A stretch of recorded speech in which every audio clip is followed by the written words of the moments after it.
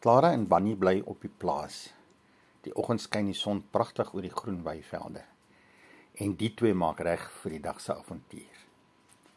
Op die werf wag al hulle maatjies al. Nina, die flipperige skaaphond, Mani, die ou speelse kat, Skapie Mee en ou perd, die stadige wyse ou maat. Clara sê: "Wanneer kom? Vandag wil ek vir jou ons ander maatjies by die rivier gaan wys." En daar stap hulle met die pad af, al na die rivier toe. Toe Clara en Wannie by die rivier aankom, wag die maatjies al vir hulle.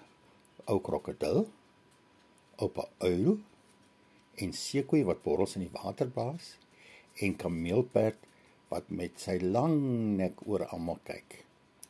En saam met hulle wag hulle dierekindertjies, ou klein krokodilletjie, ou mini seekoetjie, ou baba kameelperdjie. Almal is net reg om te speel en net vir Wannie gewag. Wannie roep opgewonde: "Hallo maatjies!" Al die diere maatjies geniet hulle gate uit. Hulle hardloop in die water, hulle lag so hard dat die voëls skoon skrik. En die groot diere lê met hulle een oog so oop en koekeloer dat hulle veilig is in die water. Maar dis daar maar lekker hier onder die bome met die koelte wat so oor jou is. Maar skielik hoor hulle bif. 'n Kwaai donderstorm het onverwags nader gekom. Die wind waai en die eerste druppeltjies val. Ou donderweer wil seker kyk, hoekom speel die kindertjies so lekker in die water? Wannie skrik so groot van die boem en hy sê: "Clara, Clara." Clara tel hom op met haar sagte neus. "Wannie, moenie bang wees nie. As die wolkies so te mekaar stamp, maak hulle donderweer." Oupa uil sit net daar in die boom en sê: "Ho. Ja, Wannie, onthou, 'n mens hoef nie bang te wees as ou donderweer kom kuier nie. Hy moet kom kuier sodat hy kan water gee vir die grasies. Maar een ding wat ons moet onthou, 'n mens staan nooit onder 'n boom as donderweer kom kuier nie."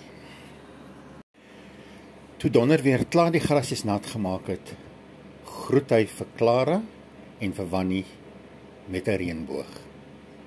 Wannie kan sy oë amper nie glo nie. Dit is te pragtig. Kyk aan die kleure, Clara.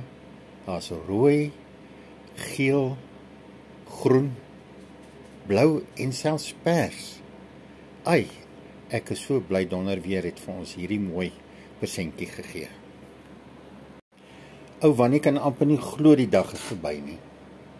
Clara stap saam met hom na sy kamer toe en maak seker hy skryp lekker onder die warm kombersie in. Sit sy bedliggie aan en sê vir Wannie: "Wannie, jy moet nou eers lekker slaapies. Ek dink jy moet jou oogies nou toemaak. Miskien is daar iemand wat vir jou gaan kom kuier." Wannie gee so laaste rek en hy maak sy oogies toe. En kyk gou. Wie staan by die venster? Dis Klasvakie. Klasvakie het saggies ingekom, sandjies oor Wannie se oogies gestrooi en daar slaap Wannie te lekker.